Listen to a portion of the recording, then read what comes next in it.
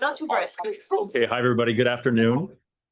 Can the internet hear and see us? And hopefully, that's the case.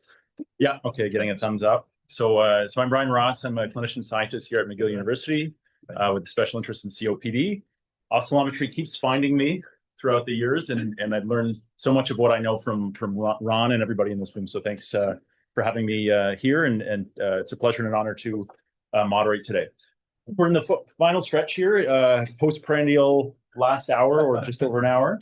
So we're already a little bit behind, but we'll try to keep on schedule. The first speaker today is Hannah Badawi, third-year medical student being supervised by Dr. Dan Duran, and she'll be talking to us about bronchodilator responses in asthma using oscillometry as well as spirometry.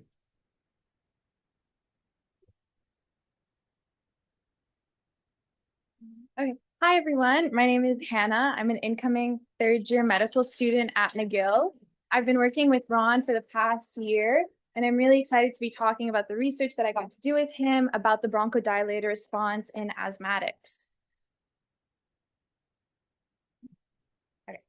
So as we all know, asthma is a very common respiratory condition, and the bronchodilator response is a test that measures lung function before and after administering a bronchodilator. And according to different studies, the prevalence of a spirometric bronchodilator response in an asthmatic population is between 15 and 20%.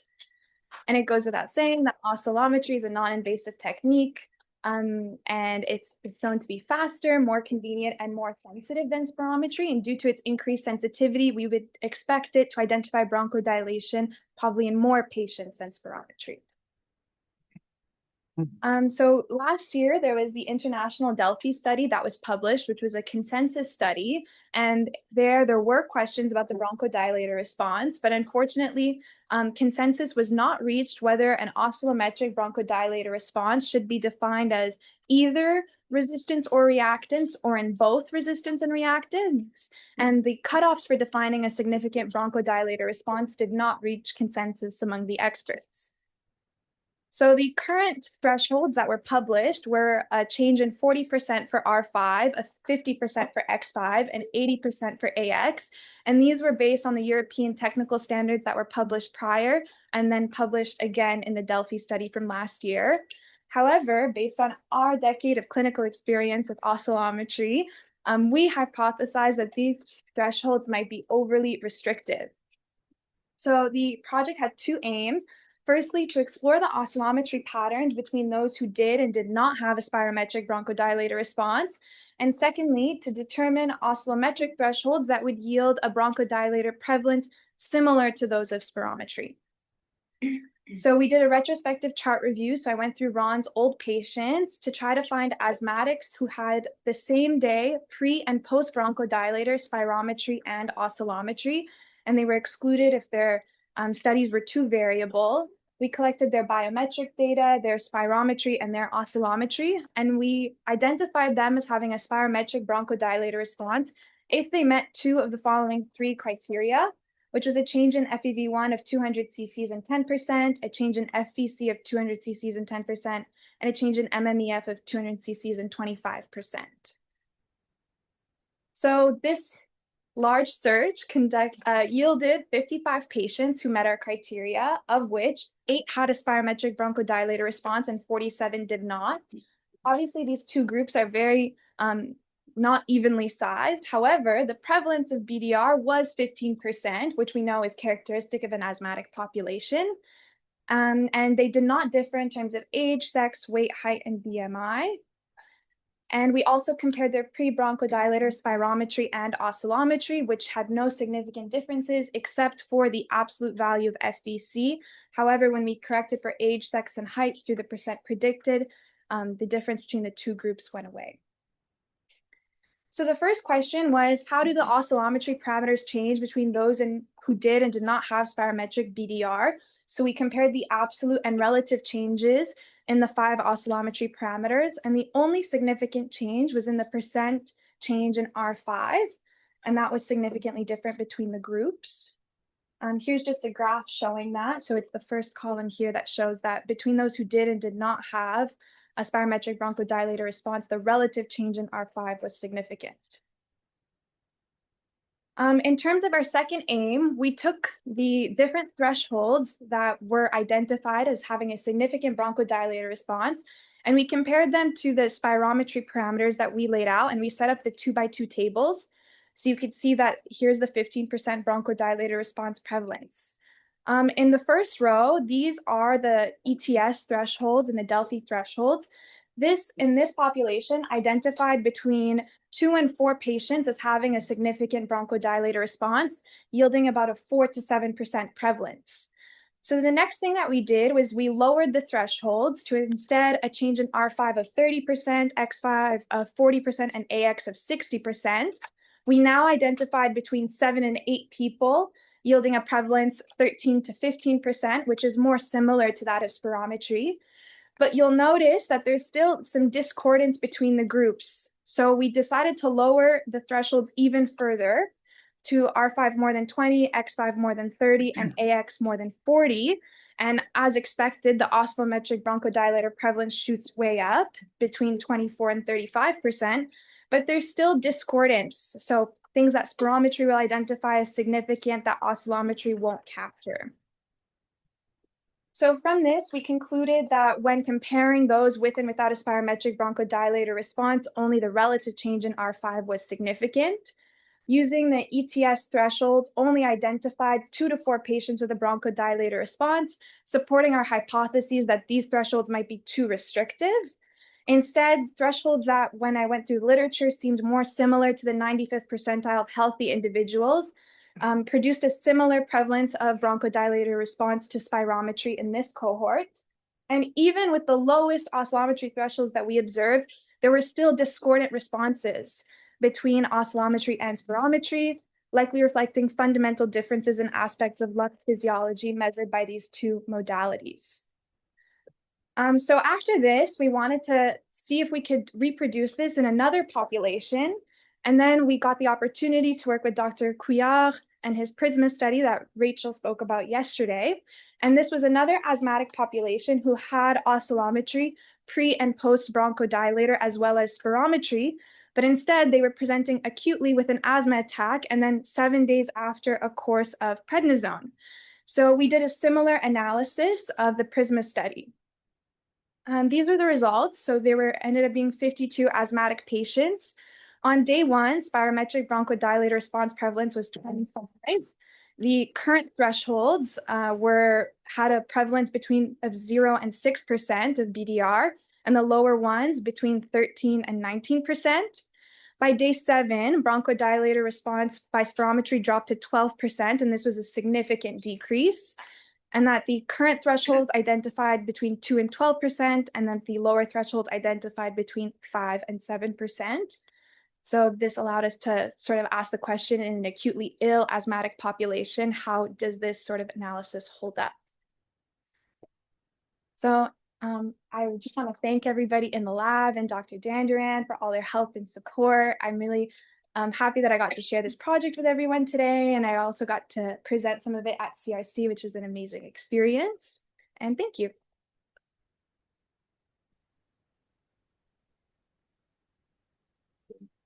Thank you, Hannah. Any questions in the room to start? And I'll try to pull some of the folks from the World Wide Web out here too. Okay. Oh, that's okay. I'll share my slides back. So when I presented at CRC, I spoke with Dr. Ducharme. Here, let me do this. Okay, who also works with bronchodilator prevalence. And she was suggested that based off the Delphi study, it should actually be an OR.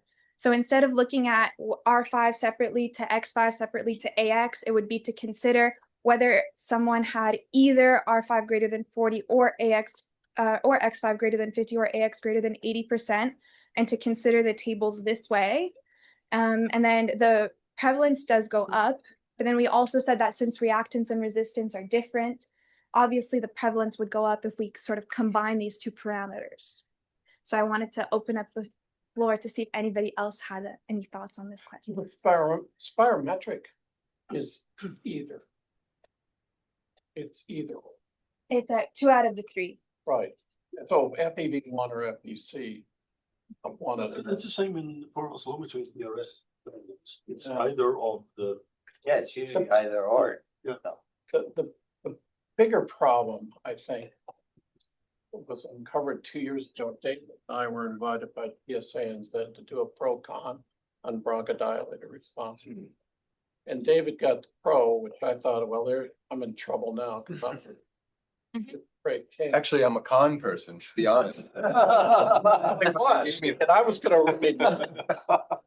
But, you know, when I went through all the literature on responses, it's hard to justify it because it's association between the thing, I think it's involved with asthma severity, different COPD and asthma. It doesn't hold up, not in the recent literature anyway. And so the idea would be that somehow oscillometry might be superior to that. Mhm. We know it's going to be different.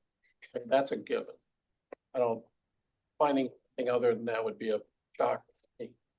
Well, the question, I guess, to you, oh, great one. It's how Greater one, what? oh, greater one, Well, or older. or how do you use it in your practice? Well, since Hannah's study, actually, I find it very useful because obviously my bias from the way she prefaced the whole talk was that I found them much too restrictive. They make much more sense at a lower threshold, but I was unsure how low to go. So Hannah allowed me to bring a little bit more precision to that. But for just two concrete examples, how the bronchodilator response is useful is if I want to diagnose asthma and avoid a methacholine, I know the AX of 15 is 100% specific. Everybody got that, but when I looked in retrospect, met all the criteria, including bronchoprovocation responsiveness. So I can stop there, but then I have other people who are still spirometrically normal, AX is below 15. But if they drop their AX significantly, the question was how low can I diagnose asthma?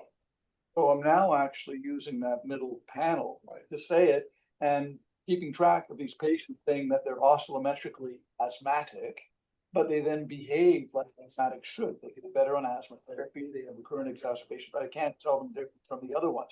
I haven't done a methacholine challenge, or I've maybe done 2 in the past couple of years because of this. I also probably am more aggressive with flows. It's just methacholine to become difficult to get because all the patients now go downtown. The other concrete example is in the obese person where I don't know if this, frequency dependence of resistance in the active area is their BMI or do they have lung disease? But if they have a bronchodilator response, well, that's not their weight responding to the bronchodilator. I think I could argue, well, maybe it's the mechanical effect of the obesity and so there is some areas responsible. But I see that more as these patients in fact are asthmatic. Does that make sense? That's the question I have is one of these funny situations where you have a total bronchodilator response, and let's just, for argument's sake, say it's 30%. But we know that about 10% of that's going to be normal folks, and we know that most of that is autonomic neural control, and then you've got this delta on top of it, and I guess you make a lot of assumptions there. And I just wondered how useful at the end of the day it is. Like I said, I went through the literature and Dave can support me on that. It's not compelling anymore that it's worthwhile. You hold that opinion, David? You better. What I was going to say is that you don't have great specificity between asthma and COPD with a bronchodilator response. No, I agree with that. Right? So one thing we need to teach our medical students and our residents is to get away from the idea that positive bronchodilator response means asthma, negative means COPD. I couldn't agree more. I mean, if you don't get a bronchodilator response, try again, because you will get them. You do them enough times.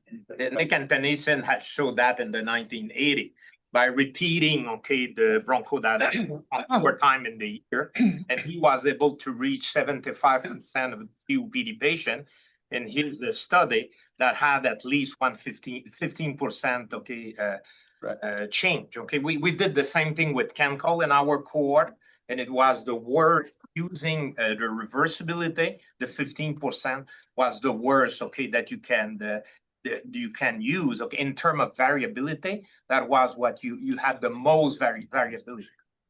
Right. So what I was going to say is, therefore, we have to just be careful how we use this test.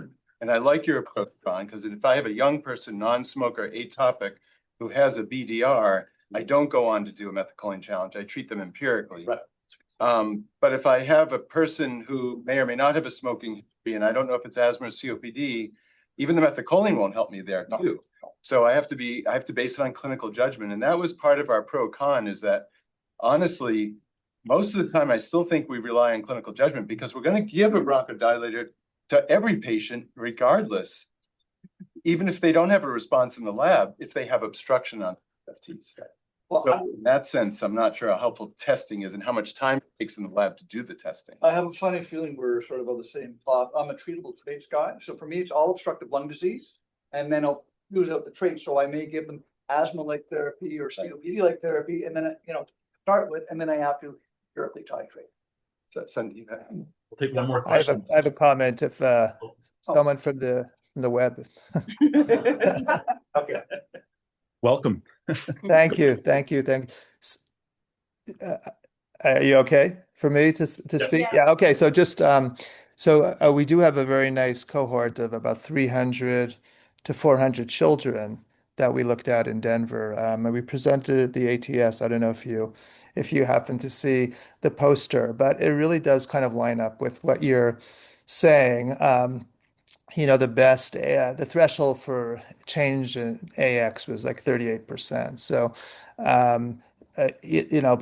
below that, you don't get very much, and you get 2% of asthmatics if you use the ERS thresholds.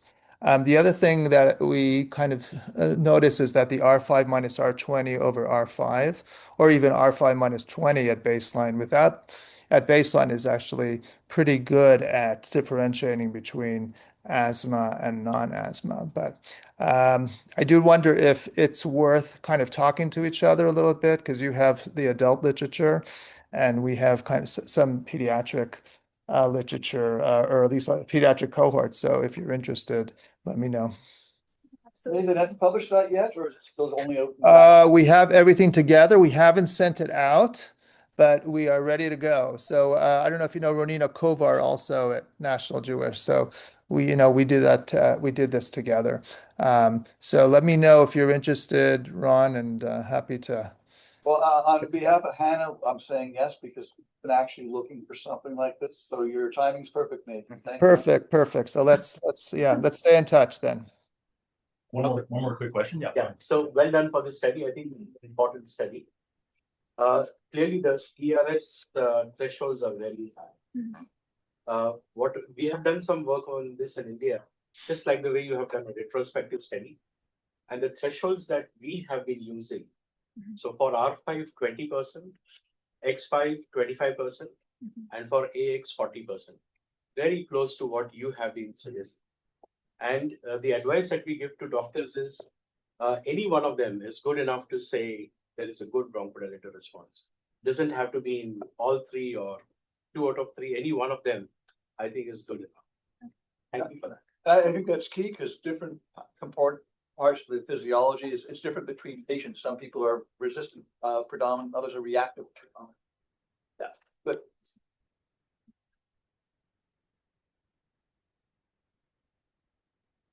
Okay, the next couple are actually from my gang, so it's a pleasure to introduce Alex Siu. He's a very hardworking and keen fourth-year medical student interested in respirology, in fact, and spent many early mornings on the ward completing this study.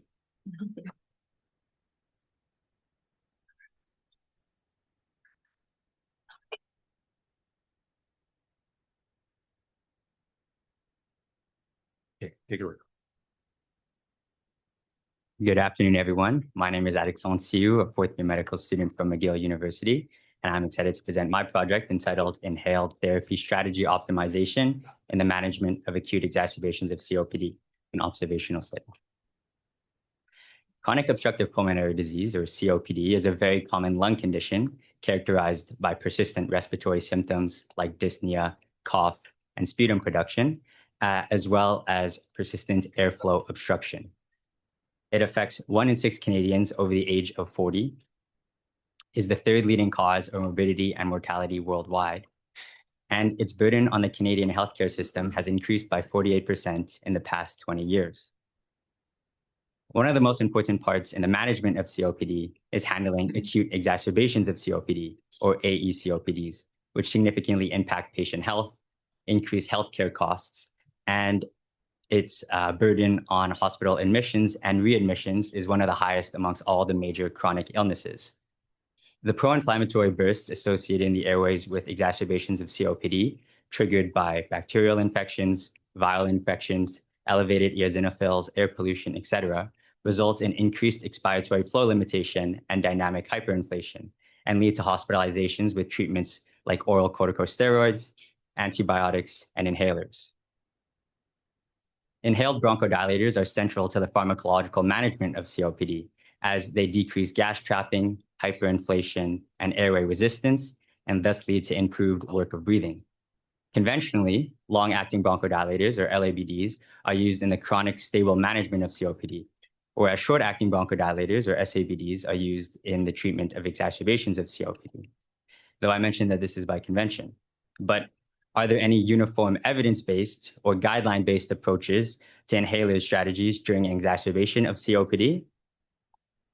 Well, according to the GOLD 2026 report, although there is no high-quality evidence from randomized control trials, it is recommended that inhaled SABAs, or short-acting beta-2 agonists, with or without short-acting anticholinergics, are the initial bronchodilators for acute treatments of a COPD exacerbation.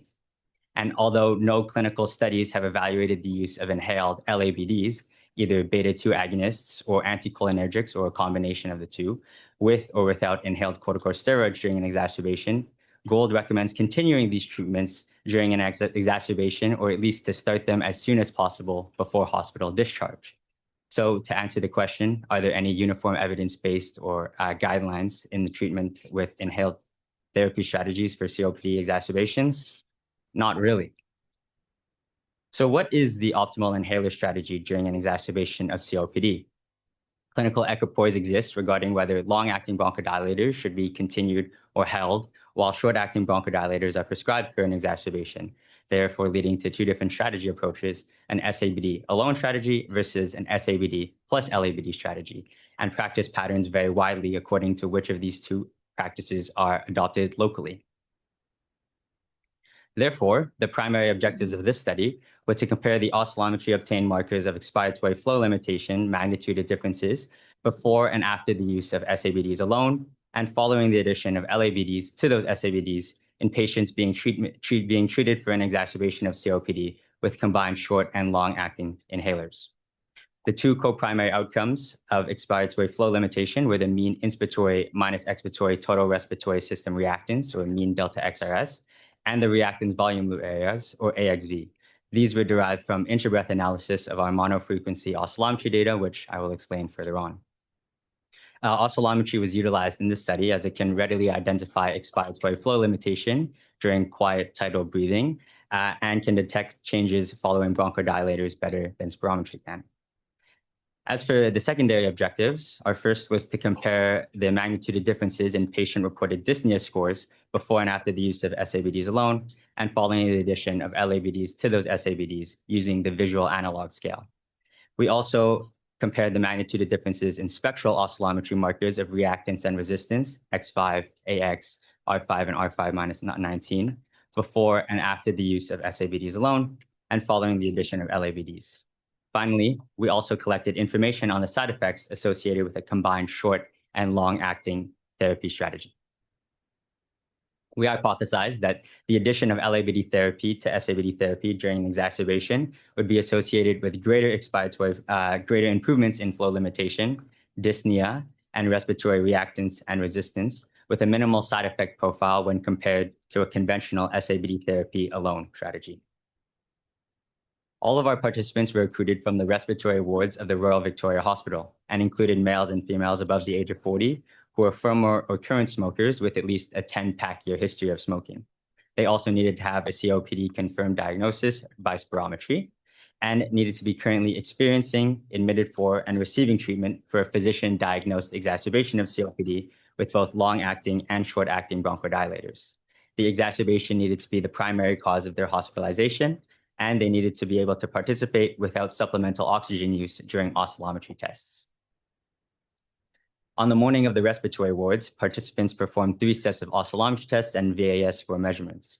Oscillometry testing included both multi-frequency 5 to 37 Hertz tests, as well as monofrequency 10 Hertz testing. The first sets of testing occurred at baseline, meaning no inhaler had been taken yet that morning. The next set of testing occurred at our SABD only time, which occurred 15 to 20 minutes following a dose of short-acting bronchodilator. And finally, our third time point was our SABD plus LABD time point, which occurred following LABD administration and 25 to 35 minutes after the original SABD administration. And so to recap, our 3 time points were at baseline, at SABD only time, and at SABD plus LABD time. Immediately preceding all oscillometry testings, patients reported their dyspnea scores using the visual analog scale. The visual analog scale is a tool that's been endorsed by the Rome proposal and the Gold 2026 report, and is used to measure breathlessness on a scale of 0, no shortness of breath, to 10, maximal shortness of breath ever experienced. Of the 75 patients that we had screened for this study, 47 agreed to participate and 37 completed testing with data available for analysis. Of these 37 participants, 22 were female with a mean age of 71 years, and the majority had severe Gold 3 or very severe Gold 4 COPD. No changes were made to the inhalers prescribed by the treating team for these participants. And of the SABD regimens that had been prescribed, the majority had a combination of SABA and SAMA dual therapy. As for the LABD regimen prescribed, the majority were a triple therapy of LAMAs, LABAs, and inhaled corticosteroids. To obtain our oscillometry parameters of expiratory flow limitation, we had performed intra-breath oscillometry on our monofrequency 10 Hertz data. This was done using a preliminary version of the LV oscillometry software provided by Dr. Hantos and Gurguli Makan. And these generated, for example, a participant 1 of our study. These are reactance volume loops at baseline, at SABD only time, and at SABD plus LABD time points. As for our co-primary outcomes, the first was the mean delta XRS, which was the difference between mean inspiratory minus expiratory reactance. And the second was our area of these reactance volume loops. The validity of these results will be verified further by Dr. Dandaran and by Dr. Hantos. And of our 37 participants, for mean delta XRS and AXV, we found a stepwise decrease from baseline to SABD plus LABD time points. We then performed RM ANOVA testing adjusted for age, sex, and FEV1 to determine significant differences across time points. As RM ANOVA was significant, we then performed Bonferroni post-hoc testing to determine specific interset differences. And this Bonferroni post-hoc tests revealed significant improvements from baseline to SABD only time in both our mean delta XRS and AXV parameters, and further significant improvements from our SABD only time to SABD plus LABD time points, though the same was not true for AXV. As for our secondary outcomes of VAS dyspnea scores, we found a stepwise decrease from baseline to SABD plus LABD time points, with Bonferroni post-hoc testing showing significant stepwise improvements from baseline to SABD only time and from SABD only time to SABD plus LABD time points. As for our measures of spectral oscillometry for reactance and resistance, X5, AX, R5, and R5 minus R19, we found that based on Bonferroni post-hoc testing, there is again, significant stepwise improvement from baseline to SABD only time and from SABD only to SABD plus LABD time points. Regarding the incidence of side effects from a combined SABD and LABD therapy, there was no significant adverse effects reported. And of the side effects that were reported, 11% of participants reported a new sinus tachycardia, 5% reported palpitations, and 5% reported tremor, though these were all very minimal side effects and none required treatment withdrawal. Additionally, all of these side effects are within the known realm of side effects associated with short and long-acting bronchodilators. And thus, in conclusion, both the SABD only and the SABD plus LABD approaches significantly improved expiratory flow limitation, dyspnea scores, and respiratory reactance and resistance above and beyond baseline. Furthermore, our SABD plus LVD approach significantly improved expiratory flow limitation through mean delta XRS. VAS obtained dyspnea scores and respiratory reactance and resistance above and beyond the SABD alone approach without any significant adverse effects. Thus, the results of this study support the use of a combined SABD and LABD approach in managing severe exacerbations of COPD, both for better physiological and symptomatic outcomes. I'd like to thank the following individuals, especially Dr. Hantos and Gurguli Makan from Hungary and Dr. Danduran for their expertise in intra-breath processing, analysis, and interpretation, as well as Dr. Lundblad from Therasis, and finally, the members of our lab for making this project possible.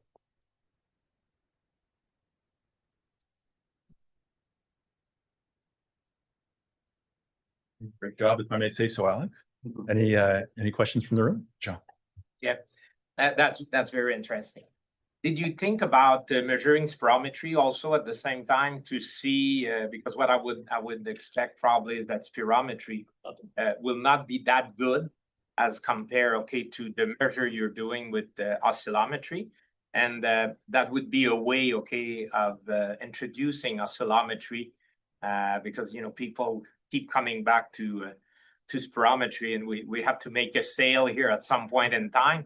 And my second question is that we do face similar situation that I'm sure Brian will be interested to study, because we were talking about that a few years ago. It's patients that are, not in an acute setting, but they're very breathlessness. They have refractory dyspnea.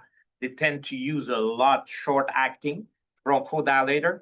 These patients, you double the LABA or double the LAMA, or sometimes even double the LABA and the LAMA, and they reduce the use of Ventolin. With spirometry, it's almost impossible in these patients to find any physiological response where clinically the patient has a response. And my first question is about the spirometry. And my second question is about another setting where it might be interesting to assess the physiological response that match the clinical response in a setting outside an emergency. Sure, of course. So in terms of regarding your first question, I think that spirometry have been very useful. I think just in terms of the feasibility of the study, that's why we had liked to use oscillometry, because it's very easy to perform in patients with exacerbations. It's a very low, tidal volume only testing, very easy to use. So it was ideal for our testing setting. Though ideally, spirometry would have been also included. And for your second point, I think that that's also a very interesting avenue and possibly another study that we can possibly perform. Well, I'll just add to that the RED, to be fully observational, it was the treating MD who decided to put on both short-acting and long-acting. We didn't really change anything in terms of what was already being done. And so that was always important for frail older adults with an acute exacerbation. You want to do testing, prodding, and probing. But the other part too is it's a repeated measures analysis. And so if you actually perturb the system by forcing spirometry on each of those, in addition to oscillometry, then the very sensitive lung mechanical improvements that we thought we would find, we did find, might be perturbated. Yeah. You'll need another group probably then, Brian. Yeah, that's it. That's probably the way, and then it becomes a study, and that's what, we won't see the difference with spirometry. No. And the second thing I'll just say is, if you want to study for your board exams, don't go to Jean's clinic. If you want to know what's going to be in the next board exam in the next guideline, go to Jean's clinic. Because long acting as a way to treat this intractable trait of dyspnea, despite what's currently available, is probably the future, as you said, and needs to be tested. Can I make a question, please? Do the online first. Yeah, sure. Well, yeah, please go ahead. Okay, congratulations. Very nice study. So I was wondering what was the level of the respiratory failure, because I believe one of the advantages of oscillometry compared to spirometry is also that possibly we may use it during acute respiratory failure, because it's difficult to do spirometry for someone who is acutely hypoxemic or hypercapnic. So what was the level of respiratory failure in these patients? I mean, you said they were able to perform oscillometry without oxygen, but they were in nasal cannula, they were in a Venturi mask. What was the respiratory failure in these patients? So you get a variety, and that was the beauty of using oscillometry. So long as they could take off their oxygen just Yeah. long enough to do the, 10 to 30-second test or series of tests, then they were still able to be included in the study. And perhaps they were really, maybe some of the big signals were being generated from those folks who would have otherwise been excluded. But to answer your question, rather heterogeneous. There were some on oxygen, some not on oxygen. Okay, thank you. So, my question is about the structure of the study, because you did the short acting first, and then you measured, and then you did the long acting. What was the time between the two administrations? So to go. And this is kind of sleepless nights saying, not too long, not too short, because you want the effect of the first one, but you can't double up because then it's not truly what you're trying to study. So yeah, because I'm Charlie probably because he's got this photographic memory for publications, but there were studies way back where people gave short-acting beta agonist and they waited a bit and then gave another dose and the measure and so on and so forth. And the idea was that you penetrated further and further out. So I wonder, is this an effect of just adding more? Would you have reached the same results had you had SABD twice? That's Probably not. I don't know. Yeah. Well, you probably get the same. I would guess. Yeah, I would think so too. Be- But no one's going to give it double, I'm not going to give Ventolin half an hour later Ventolin. But you, On a regular schedule unless they're sick. We'll do that every 30 minutes in the merge when you Yeah. come in. my question, On the ward, Okay, great. a regular in. But you've also complicated this because if I understood correctly, these patients were also getting an inhaled ICS with their lava llama. Some were, right? Yeah. most were on triple therapy. They Yeah, were getting so- whatever their controller was. So maybe not, because an inhaled corticosteroid itself will cause some acute vasoconstriction, which can masquerade as bronchodilation. So that may also be contributing to the effect that you're seeing. Particularly fluticasone will do this. But I would argue if you're actually improving lung mechanics, improving dyspnea with very few side effects, sure, we care about the mechanism, but whether it's ICS or whether. so my question is related to what Leonard was bringing up, and that is some long-acting bronchodilators have very short onset of actions. Yeah. Formoterol. So if they were using a lot of formoterol in the hospital as their LABD, then you might just be simply seeing the add-on effect of a short-acting bronchodilator. I would be careful of that when you write this up. Try to stratify if you can. It depends on what your hospital uses. We use a lot of formoterol, budesonide in our hospital as the long-acting form, and it's really giving a short-acting effect. That's really interesting. What are you guys using? I mean, they, as if I recall, and tell me if I'm wrong, but they basically just the treating MD, when they admitted the patient to the hospital, they said, okay, you're on whatever X triple therapy, we just keep it on. Oh, I see. You see, so they're actually continuing their control of therapy. They're outpatient therapy. Which when We use when you it go to all. different hospitals. As soon there is a Pharmacy- as soon there is a new one on the provincial list, it's approved automatically by the hospital. Yeah. Okay, we kind of get into disagreement a few years ago that we don't have to challenge when the patient comes in and is on the special treatment, that he can then have access to the same treatment in the hospital. What it should be, in fact, that's another story. So I was curious about the visual analog scale as a selection for estimating how patients feel. What was your rationale? As opposed to, Well- one of the more standard questions. In this context, we had based it off of the Rome proposal, which had suggested its use in classifying dyspnea on a scale of the visual analog scale. That's how we had based it on. Because one of the things that I got taught years ago when you do a clinical intervention study like this is, you make visual analog scale, you use a CAT score or ACQ or something. But then you also ask the patient, how did you feel? Get better with it?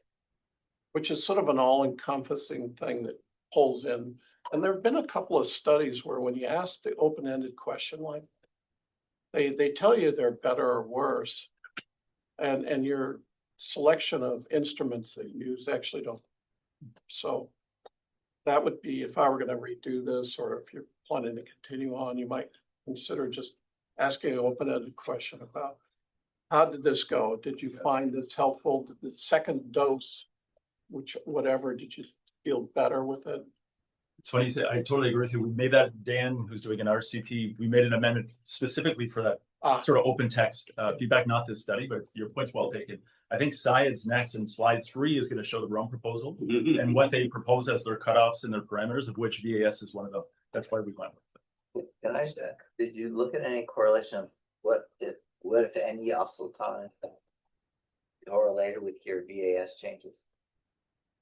I don't know if we've done that. We could do both. The inhaler type molecule is a very excellent idea for some analysis, and that association can look at as well. I don't think we actually have done that. Yeah, thank you for the advice. Well, I would like to congratulate Alex on being the first fellow to achieve fellowship before graduating. That's good. Perfect. Great.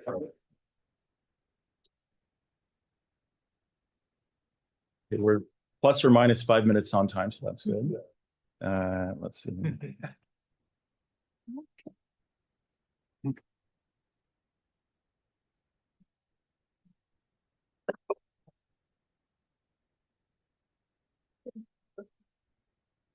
Okay, so it's my pleasure now to introduce Syed Nabavi, research associate in the lab. His study was funded by an MI4 grant, and he just won a CHEST Foundation grant in COPD to continue this work. And take it away, Syed. Thanks. Yeah, good afternoon, everyone. And thank you, Dr. Dandron, for giving me this opportunity to present this study. I would like to ask you in advance that this study just, we have some results become available last 2 weeks. So you're going to see some statistical analysis, which is not complete yet. So apologize in advance. So this is the my agenda. Of course, we're going to talk about a little bit about the COPD, and then I would mostly talk about the remote patient monitoring and my cohort. And for the sake of this conference, mostly discuss about oscillometry data. And finally, conclusion. So definition of the exacerbation of COPD based on the Rome proposal and recently included in a gold report event that is lasting for more than 14 days. And also there is a new definition that when we look at it, we see that there is a VAS and other parameter, respiratory rate, heart rate, and oxygen saturation. So actually those parameters can be measured easily through wearable devices. So that's the idea that we can kind of classify the exacerbation through those wearable devices. Of course, exacerbation of COPD has a huge economic burden for Canada. For example, in only a single province, Alberta, 2008, the cost related to the COPD was 115 million, and it's projected to be more than 400 million by 2030. And these costs mostly drive by the hospitalization.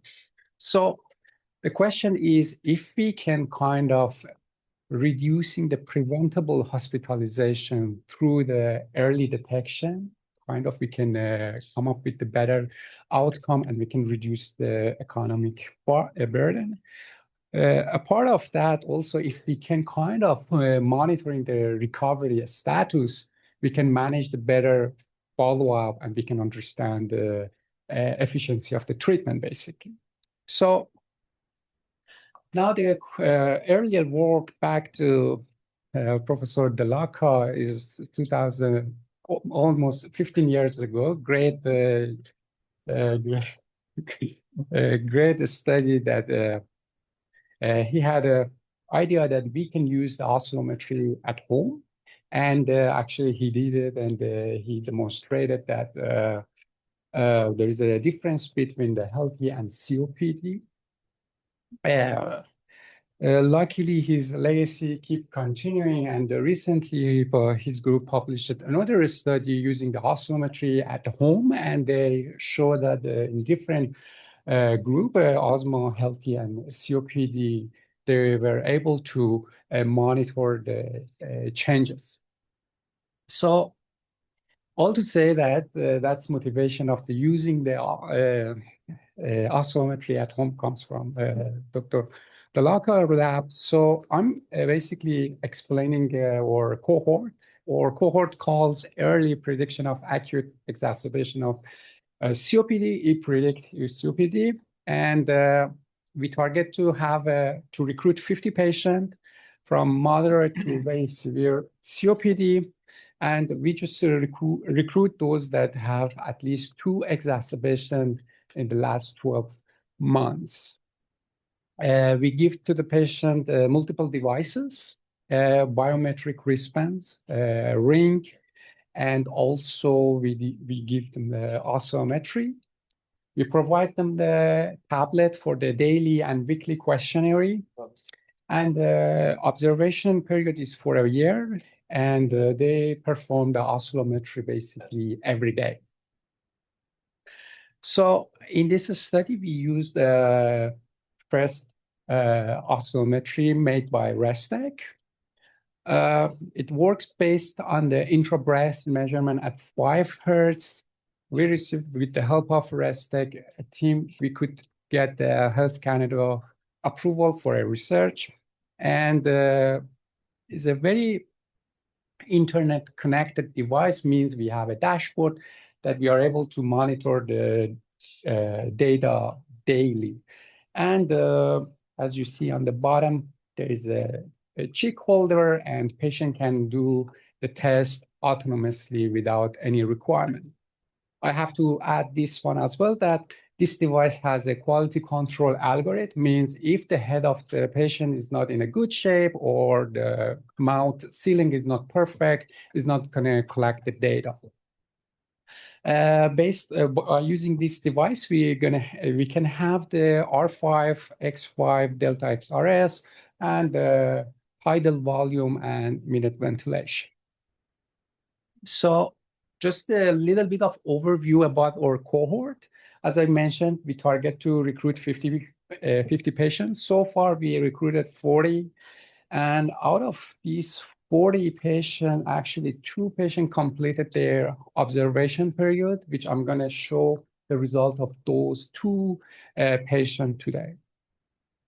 In terms of the collecting the events, we collected in total 77 exacerbations, which out of these 77 exacerbation, 29 of them required to hospital admission or the ER visit. So that's the one overview from the multiple parameters that we measured. The first one that we see that the steps measured by a wristband and a ring. We have 2 different non-exacerbation and exacerbation. And I have to mention how we define the exacerbation basically is the day that the patient starts the new action plan as an exacerbation. So here you see the average of the value for a week of the exacerbation, and for non-exacerbation for the period, sorry, I made it. For a non-exacerbation period is the period that was totally at the baseline. So this is for a step count, we are aligned with the literature. We see that when exacerbation is happening, step counts drop. Similarly, we see for the respiratory rate, we have some increase in the respiratory rate, some drop in the oxygen saturation. Similarly, we see for the heart rate variability during the exacerbation, heart rate variability goes down. And something very interesting about this study, which is, I think, is our contribution, is that the REM sleep study, and we see that during the exacerbation, REM sleep is significantly drops. So I want to go more deeper in patient number 1. So the patient number 1 is a 79 years old, GOLD 4, BMI 19. So what here we see that is the x-axis is the time period and y-axis is our REM duration. And this patient experienced exacerbation sometimes in the middle of January, but we see that sometimes at the beginning of the December, we have the significant changes in his REM sleep. So let's look at the oscillometry data, which is more interesting for us, is that, again, look at X5, sometimes at the beginning of in the middle of the January, patient experienced the exacerbation, but we see that at the beginning of the December, decline started in his X5. We have the data for R5, but we didn't see the very concrete pattern in R5. And we could measure the delta X RS. And as I mentioned, a patient, they have the tablet and they could rate their shortness of breath. And we see that it's very correlated with the delta X, the shortness of breath grade with the patient. So the other data is related to the tidal volume. We see that after exacerbation, the tidal volume goes down and it's never go up to the baseline. It's totally remained at the low. And minute ventilation is showing the better, very interesting pattern before exacerbation. We see that in signal processing, we call this one as a double notch. So we see that there is a decline in the minute ventilation, a little bit of improvement, again, a decline, improvement, and then exacerbation is happening. So let's look at so far we show some interesting results about just one patient. To give you a more interesting, we go to the patient two. Patient two basically is a female or 9 years younger than the first patient and the same goal 4. So this patient actually faces 2 exacerbations during this 1 year period. So what we are here seeing is the REM sleep. So sometimes at the end of the November, the patient will experience the exacerbation. Again, we see exactly similar trend as the first patient. Around 10 days, 15 days before of the exacerbation, we see the decline in the REM sleep. And this is very interesting because at the beginning, I explained that we can also monitor the post-acute exacerbation. You see that once she starts the action plan, the sleep improving significantly, even better than her normal baseline. But unfortunately, this improvement is just for a month. And again, it goes to the baseline. Let's continue again to the last exacerbation. So again, the exacerbation is happening at the end of the June. Around 10 days before June, we see the significant decline in a REM sleep. So we're going to look at the oscillometry data more closer. X5, again, you see that there is some sort of decline after before exacerbation.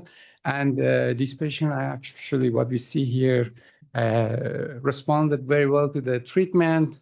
X start to become less negative, but again, it goes down. And again, you see here, she experienced the exacerbation end of the June, but we see some sort of the trend before real exacerbation. Again, same as the first patient, R5 doesn't have a very unique pattern. Of course, we just can see some sort of the response to the treatment, which we didn't see in first patient. So tidal volume, again, we see tidal volume right after treatment is improving, and then some sort of the decline before the exacerbation here and here is obvious. When we look at the minute ventilation, at the beginning, in the first patient, I mentioned that we have a double notch decline, improve, decline, improve. Again, we have the same pattern for the minute ventilation, decline, improve, in almost both exacerbation. So, as a conclusion, we show that, of course, already Dr. Delacca showed that we can use the oscillometry in home.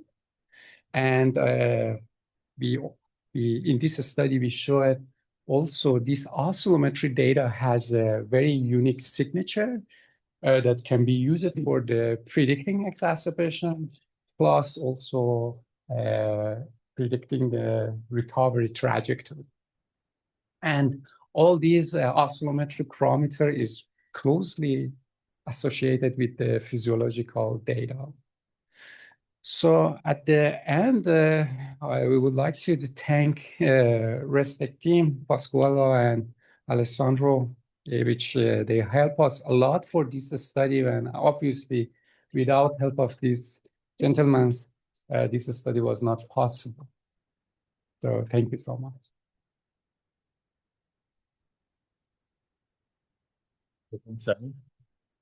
Any questions from the room or from the online chat? Yeah, Dr. And I'm curious to see if you assess fatigue also, other symptoms. Correct. When you look at your RAM data, then because fatigue has been shown to be a very good predictor, okay, of exacerbation as a very non-specific symptom, you wouldn't think that would be that useful. But there's been study in the past, and maybe it's related to what you're showing. Sure. Yeah. No, we have that is a part of our questionnaire. In our questionnaire, we have basically 5 questions asking about the shortness of breath, sputum volume, color of the sputum, and the last question is about fatigue. Yes, and it's very correlated with the step activity, physical activity, RAM, and So when we do it on it, because we do a visual analog scale, this was oscillometry focused meeting, so we did. But SIDE has a spider plot where it actually outperforms the antilisting criteria in terms of the daily burden. Fatigue seems to actually have a better, to your point. So. Yeah. I think bronchodilators could also have an impact on the REMs. So it would be useful to see the use of medication. Okay. If this that could be related to the use of medication. That's a very useful point. I was looking at all your sort of busy graphs there, and I wonder what the pre-COPD really is, because I saw a lot of dips down who obviously didn't predict any exacerbation later on. There were several of them. So how would you know that dip, whether it's in REM sleep or in 5 or whatever it is, that it really predicts anything? Right. First of all, at the beginning of the oscillometry, you see a lot of dips.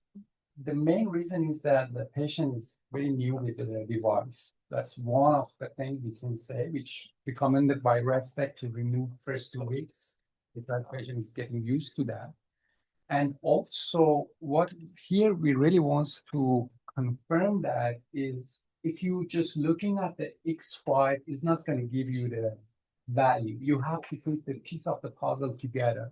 If you put for example, minute ventilation, tidal volume, the step, everything, yes, that's the very nice predictor. You need to do some sort of multivariate analysis to bring them together, give you some sort of index or likelihood of exactly learning. Yeah. Maybe AI will be good. This is where AI could probably be very, very powerful. Okay, in recognizing pattern, and they're much better than we are. Okay, and that's probably. Because I've lived with the feeling that this is an after-hand construction. You know, well, there was exacerbation, but 10 days before I saw something else. But I might be wrong. No, totally.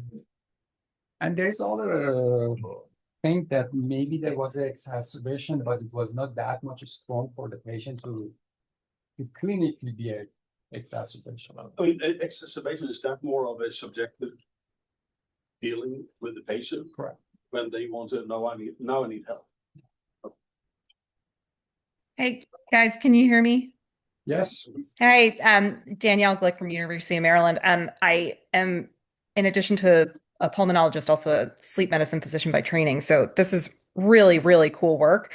And I was very excited to see that you included measures of sleep. I have like a speculation and a question. The first is, do you think that you're catching, like, are you like, I guess it's kind of hard to know the bidirectionality of this, right? Like, are you seeing the exacerbation in the changes of their physiology, or is the change of their physiology predisposing them to exacerbation? Like, did they have some sort of stressor that affected their sleep, and then because of that, they were kind of more predisposed to exacerbate? And so that kind of leads into my question, which is to say, like, what do you foresee doing with this? Like, will you continue to monitor these patients and try and intervene earlier to see if that prevents exacerbation, or, what do you think you want to do next?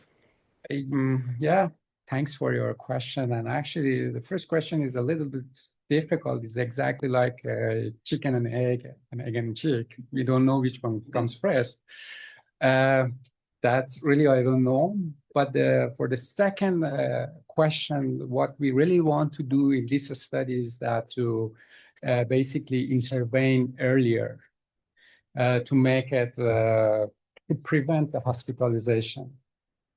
If we know that the exacerbation, for example, is going to happen in 7 days, maybe patient can start the action plan earlier. Yeah, that's really cool.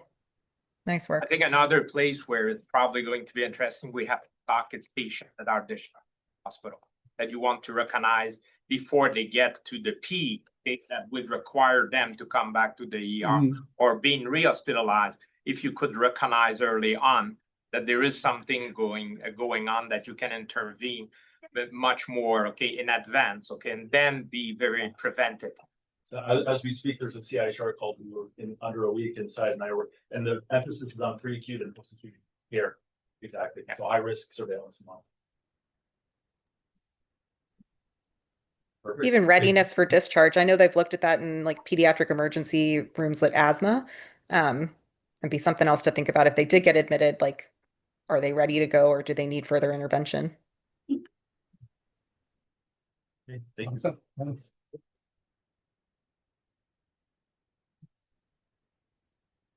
So I know it looks like on the schedule we're closing, but we're not.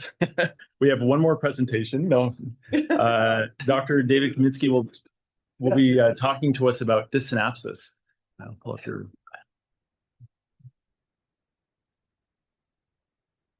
So I realize we're after lunch and it's at the end of the seminar and it's warm, but luckily my presentation is very short. And I'm punishing myself because I said to Ron, I'm not sure I'm going to make it. I was traveling. I got in last night. I live in Vermont, so I could drive here this morning, which I did. And then I said, if you have a hole in the schedule, I can present some new data. And he said, sure, you're on. So it's my own fault, and I apologize. What I'd like to do is share with you some data that we have from the American Lung Association Lung Health Cohort. Charlie Irvin and I are involved in that.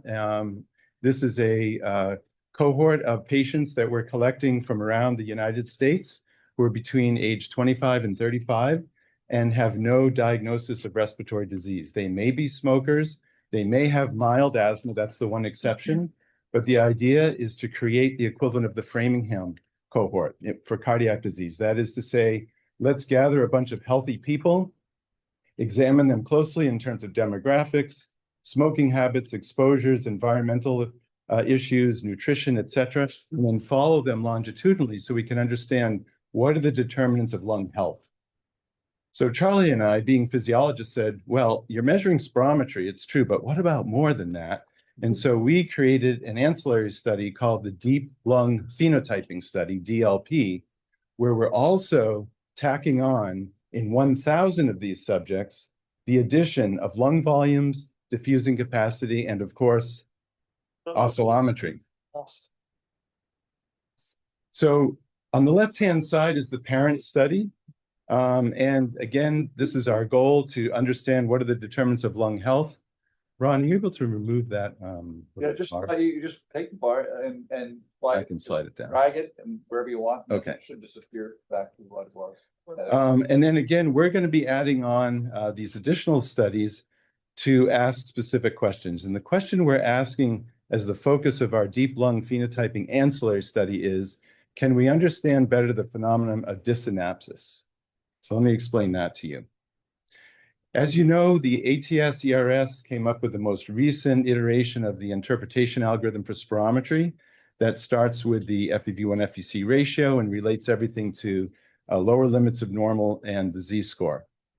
And if you follow it down to the right where your ratio is normal and your vital capacity your ratio is low and your vital capacity is normal, you're dealing with airflow obstruction. Then you have other etiologies that give you normal, possible restriction, or mixed disorder. So I like to think of it this way. We've got the ratio, and on the very left-hand side are patients who have a normal ratio, but their FEV1 and FVC are low, but yet their TLC is okay, and that's been dubbed the non-specific pattern.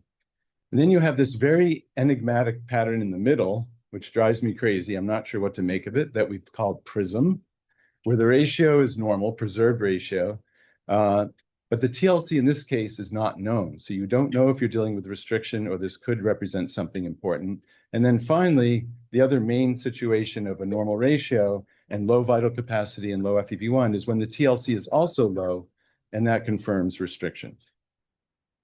If the FEV1-FVC ratio is low, but and typically the vital capacity is normal, then you're dealing with obstructive lung disease. And I think we all agree on that.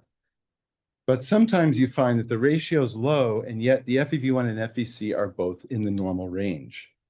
Now, if the person has symptoms of obstructive airways disease, shortness of breath, cough, wheezing, and so forth, I think all of us would agree that that's a person who still has obstructive airway disease. Their FEV1 and FVC happen to be still in the normal range, but the ratio is low. And so you would certainly call that a mild physiological form of impairment. But if they have no symptoms at all and their ratio is low, that's been dubbed dysynapsis. And dysynapsis relates to the idea that the airways and lung compartment, the lung volume, have a discontinuous growth such that the airways end up relatively small compared to the lung volume.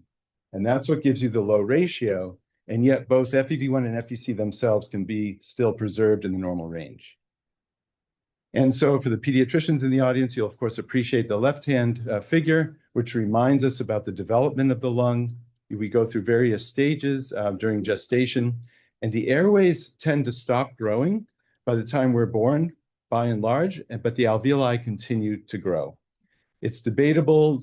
At first it was thought to age 8, and now we think maybe to even later than that, that the alveoli enlarge, at least in size.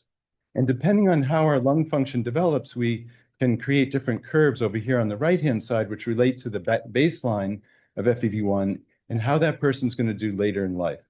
The healthy person here has a normal age-related decline. This person does too, but for some reason they started off at a lower baseline, and therefore they may cross the threshold of symptoms and disability earlier. And so what we're really concerned about is how can we determine these baseline characteristics of lung function, and that's what the lung health cohort is all about. And so again, this just emphasizes these different growth patterns, and dysynapsis was first described by Malcolm Green, Jerry Mead, and James Turner, where they talked about this disproportionate but physiologically normal growth within an organ where the two components of it are not in sync with each other, and they dubbed that dysynaptic growth. So again, spirometrically, this is defined as a low ratio with a normal FEV1 and FVC. Another way to define this is by the so-called dysynapsis ratio, which relates an airway parameter, FEF 2575, to a volume parameter, FVC. If that ratio is low, that may be indicative of dysynapsis. And then dysynapsis has most recently been described anatomically by imaging, in particular CT imaging. And this is just one study by Smith, who is here at McGill. Yeah, that's Ben. Ben Smith, And he's showing very nice examples here of patients with COPD, where you can see on the left-hand side, the airways are small relative to the lung volume, whereas these different patients here have larger and larger relative airway sizes. And dysynapsis has been associated with many outcomes: COPD, bronchodilator responsiveness, obesity in children, and severe asthma in children who have obesity. So the question is, sort of like PRISM, is this a physiological variant of normal, or does it predict something having to do with disease? There was a nice review recently in the Blue Journal that kind of framed this for us by saying, here's the normal lung that has proportional airway and lung size, and dysynapsis can be due to either a decrease in the airway size or an increase in the lung size, because it's a ratio.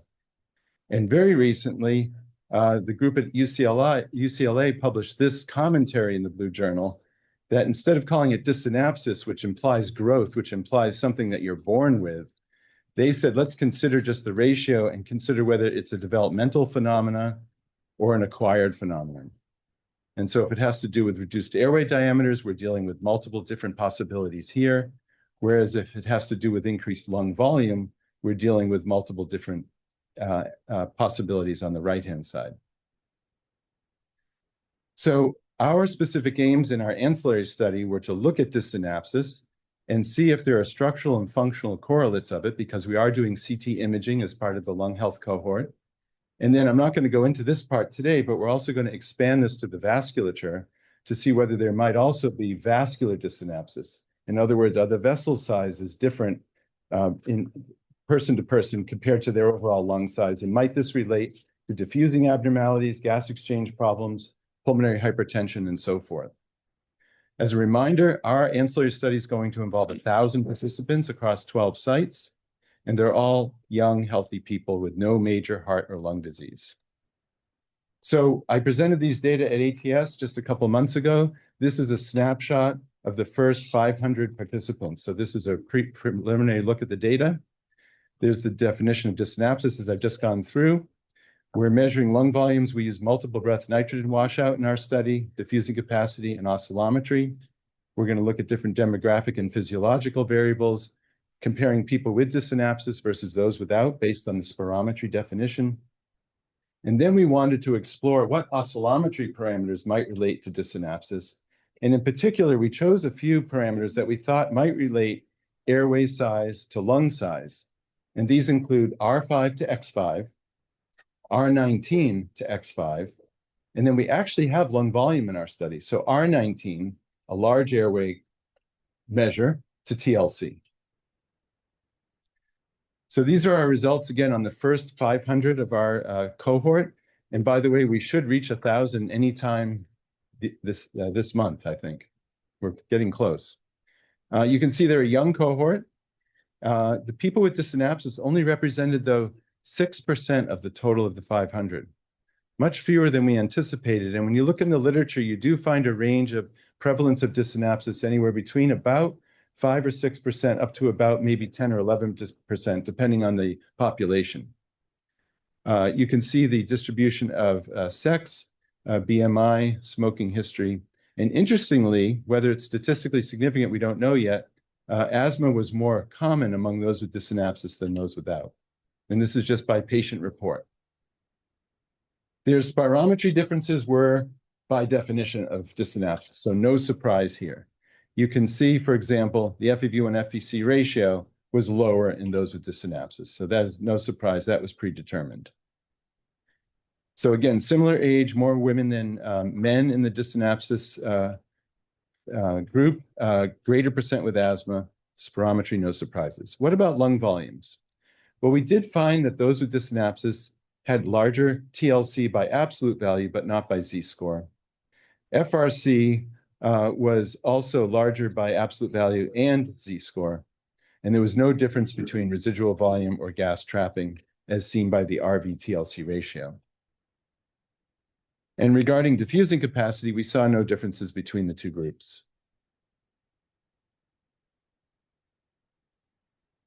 So again, in summary, those with dysynapsis seem to have higher lung volumes, no difference in gas trapping, and no difference in diffusing capacity. Or if you use VA by TLC as a measure of gas maldistribution, there was no difference in that parameter either.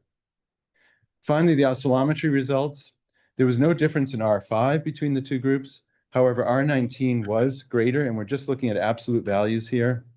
Otherwise, there were no differences in the reactance parameters or any of the novel ratios that we thought might be informative. But again, this is only half the total cohort, so perhaps we're not able to see a signal yet. So in summary, from the oscillometry, we did feel like there was evidence demonstrating higher central airway resistance among those with dysynapsis. So in conclusion, we found dysynapsis in a small percent of the total cohort. It was associated with higher central airway resistance, although there may be a contribution of larger lung volumes too. Depending on whether you look at absolute versus z-score, we were seeing some discrepancies. And so far, we think these data support the idea, at least in this young adult healthy cohort, that dysynapsis represents a too small airway rather than a too large lung, although we are finding some hints that the lung size may be high too. So we're planning to finish our enrollment, and then we have CT imaging on all of these patients. So we plan to look at CT parameters of airway size and lung volume as well, and look at correlations. No one has done that yet at this level. We're very interested in clinical risk factors, and that's what the parent cohort is gathering for us. Exposures in particular, tobacco smoke, environmental pollution, nutritional status, use of vaping and e-cigarettes we think is a big one, and also COVID, because we spanned the period of the pandemic. And then, of course, we want to see if we can determine what are predictors of dysynapsis, and likewise, does dysynapsis predict future lung disease?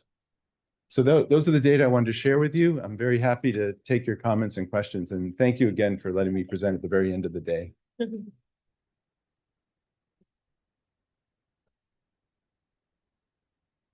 Yes.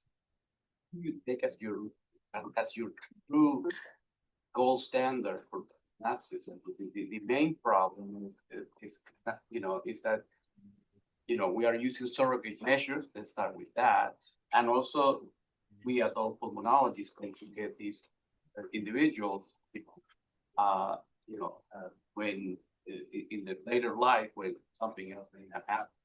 And the other thing is that the definition just based on spirometry, I think is too unsubstantiated, because your FEV, unless the FVC is 40%, predicted larger than the FEV1, but that, could be measurement variability as well. So, what's the reflection about that? And I don't think really use that. He had a more sophisticated measure, which I didn't go into. That's correct. Mm-hmm. I agree with all of your points. And that's part of the reason we're doing this study, because it is a very crude measure. It may represent simply obstruction in someone, but it's not an uncommon pattern. You see it, and you can document it by imaging now. So in terms of the gold standard, I wonder if that will become the gold standard.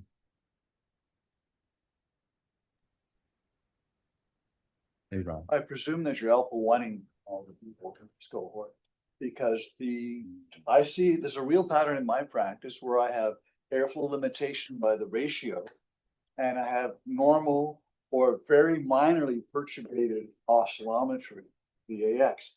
And I have one group of folks who I see every 6 months and every year, and they have action plans, they never exacerbate, they never really progress, and they're fine. I think those are dysynaptic people. The other group, the alpha one.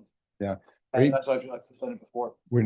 It wasn't predetermined to measure alpha one, but we have blood samples on everyone. So that's something we could. Because as my students here ask now, one is looking at how fast you get up to your lungs, and the other is how even are the mechanics. Another point, though, is adult pulmonologists, you're right, is it too late? That's why we specifically selected this group of patients who are presumably at optimal lung health in terms of size before they start the decline, because we all reach that somewhere between 20 and 25 typically.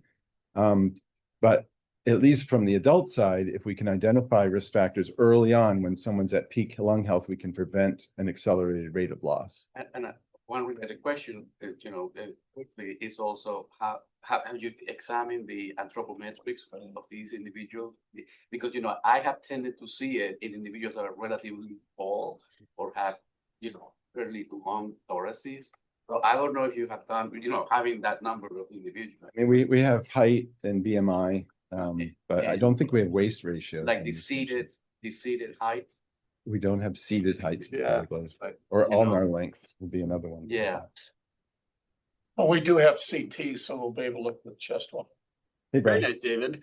I would say personally, I think it is a morphological definition, I think would be ideal, right? Not some artifact of movement potentially, but like literally airway parenchyma mismatch in size. And from the experimental side, we induced this in some rats and saw reduced sizes of the upper 3 generations of the airways, a very slight elevation in Newtonian resistance in the oscillometry, and increased methacholine responsiveness. Well, that would fit clinically with what's been described. Yeah. The problem is we can't do CT on every healthy young adult to see if they have dysynapsis. So we're hoping to find a biomarker non-invasively that might Give them indicate. some methacholine. Yes. All right. Yeah, you, What about the fact that you're doing this now? You're doing this in this narrow age group, which means that if this synapses is related to growth that they experience, if we go back to the word that it actually is a growth-induced thing rather than an environmental thing. Nutrition has never been better. So nutrition and growth curves for people starting, you're talking in 2000 or 1995 to 2000 when they were going through their early growth life and establishing their lung morphology. Compared to studies that are doing dysynapsis in the COPD age range, where they experience a different level of nutrition, at least in North America, I'd say.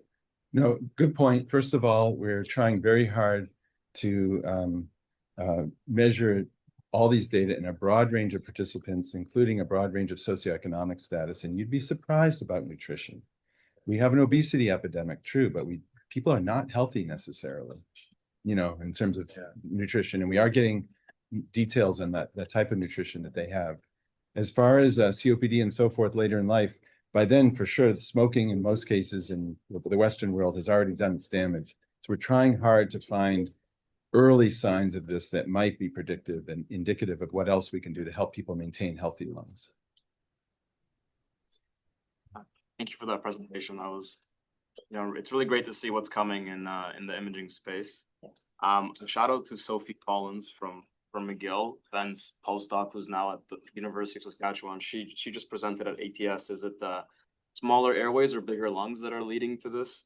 And what they found was that there's actual differences between the two phenotypes, the smaller airways or bigger lungs, and the smaller airways was actually more detrimental to the physiologic state of these participants. So something that may be interesting for this analysis is to stratify the groups by smaller airway caliber versus larger lungs in the dysynapses. Yeah, thank you. I am aware of that study. And also, I think the same group, Ben's group, looked at dysynapsis among peripheral airways versus more central airways and still found that this dysynaptic process was describable. Yeah. David? Yes, hi. Hi. So I always wondered about dysynapsis as a pediatrician, pediatric allergist, because and Charlie Irvin, I think, knows this too, because he may have worked with Joe Spahn on a paper that showed that children have, super high FEV1s. So most of the children that have, significant asthma actually have normal FEV1s and normal FVCs above 80%, but their ratios are lower. So they have that's the main way you can measure obstruction or in spirometry in many of these younger kids, and they also have significant peripheral airway obstruction at the same time. So I thought that the FEV1 of FVC was actually capturing their peripheral area obstruction. It seemed to kind of correlate together. So I'm not sure how the adult literature, what's happening in adults compared to what we see in kids. I'm just wondering if you can comment on that. Well, the data initially were much better in children as far as what dysynapsis might mean. And I showed you just in some of those summaries, especially among obese kids, more related to asthma. In adults, it's really become a bit more recognized that COPD may be related, worse outcomes with COPD and so forth, as shown by that Ben Smith study in the imaging. But I don't think we still know a lot about it. And that's why there've been these couple of recent reviews trying to bring people more to recognize the pattern and therefore study it. Appreciate your comment. Thank you.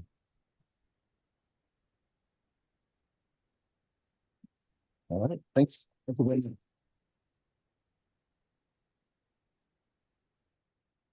Okay, well, thank you for staying on to the extended version of the oscillometry summer seminar here in Montreal.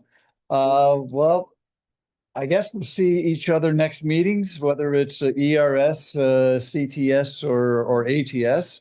But please, most importantly, let's meet back here a year from now. You all will be welcome. And thanks for the many great talks and the efforts to get to Montreal. It's been a pleasure hosting you, and I hope you had as much fun as I did. See you all next year.